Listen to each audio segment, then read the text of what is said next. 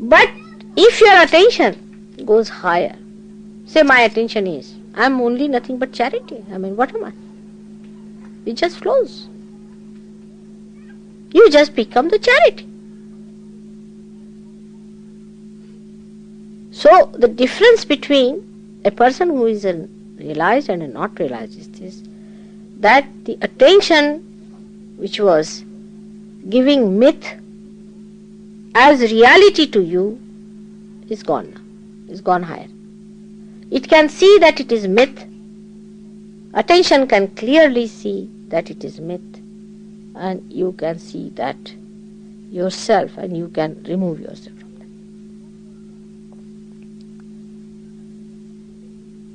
that. That, of course, I have to give you a push, no doubt, and I am working hard on that to give you a push. But you should also know that mythical things must be dropped out. Otherwise you will not grow. All mythical things must be dropped out.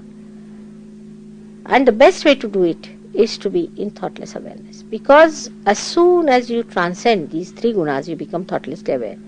You have to cross Agya. Once you cross Agya, these three gunas, absolutely you go into a state where you are gunatit, you are beyond gunas.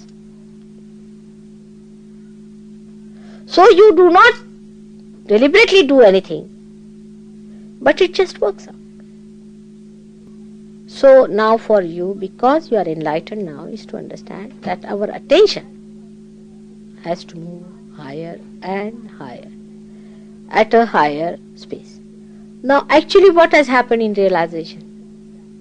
Your Kundalini has risen and has come up. Just like you can say a small thin hair, one hair, say, and that has broken your sastra, and now the grace is flowing into it. But it's a very small movement that has taken place, of course, which is a very difficult movement, no doubt, but it has taken place. Now, you have not expanded like this. Your chakras are only pierced in the center. But the rest of the attention is still intact. Actually, it is so intact that you don't even feel that it is pierced. Now you have to expand that. Open it out so that more strands of Kundalini can rise.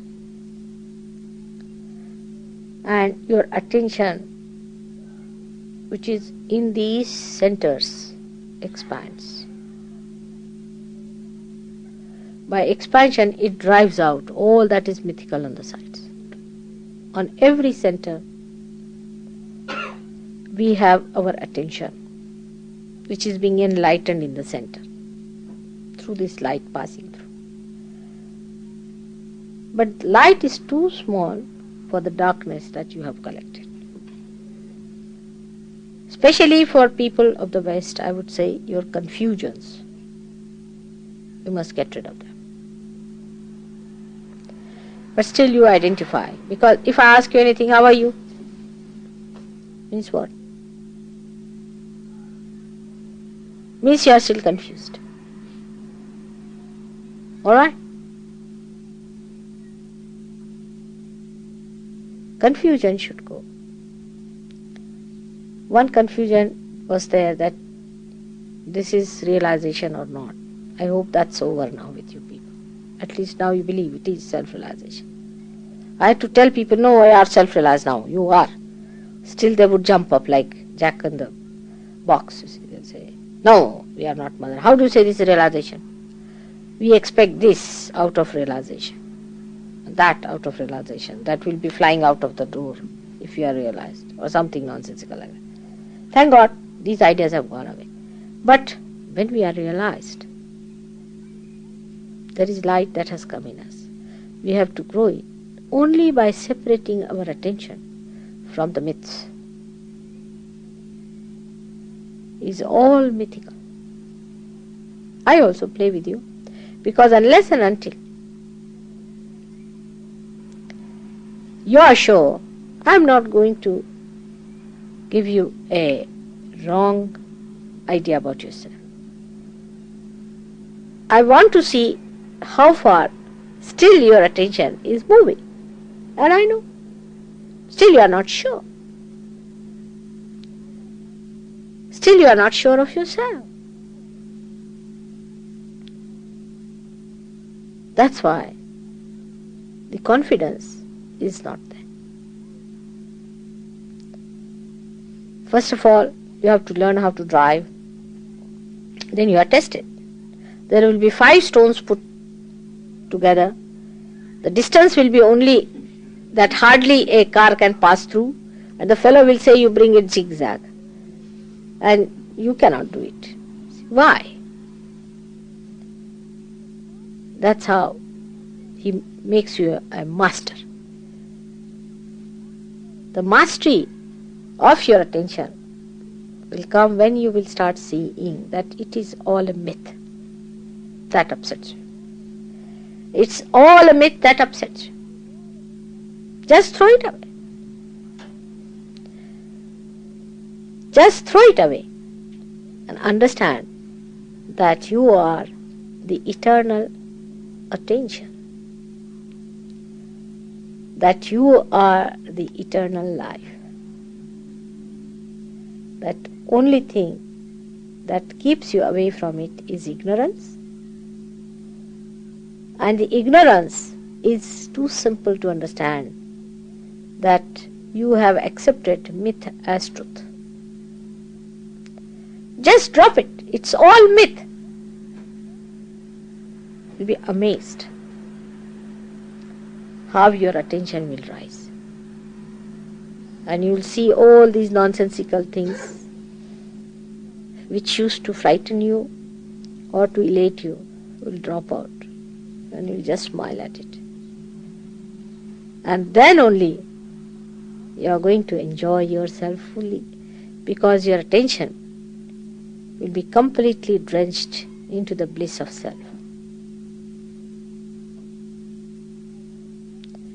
I am saying you will, I say you are already drenched into that bliss. Keep it up. Now, how to do it? Actually, in every day-to-day life. How to kill the memory of the past? To kill the memory of the past is to have new memories. You must remember when you got your first realization. Always think of it. Whenever any such memory comes to you, you try to think how you got your realization. Any memory that is troublesome or even so-called elating, you just try to remember how realization has come to you. When you feel aggressive about something or angry something, just try to remember how you felt the joy of surrendering. Just think of that joy of surrendering, of dissolving yourself. So the new memories must be built up. If you start building up new memories, then you will start collecting moments to establish other moments which have such memories. Like a memory when you try to help somebody. You raise the kundalini of someone. Now the problem would be when you will be raising the kundalini of others, you will be in thoughtless awareness. There won't be any thought. And thought is the only thing which impresses. But that time you can record the joy of raising the kundalini. If you could record the joy of raising the kundalini of others, you will feel a new wealth of these beautiful moments will be accumulated. And all those moments which were giving you confusion or fear or so-called unhappiness and happiness will drop out. And pure joy will remain. Because now most of the experiences you have had are more of joy. Joy has no thoughts. It's just an experience, pratyaksha. That's why I said you keep your eyes open. I hope you will understand what I mean by that. May God bless you.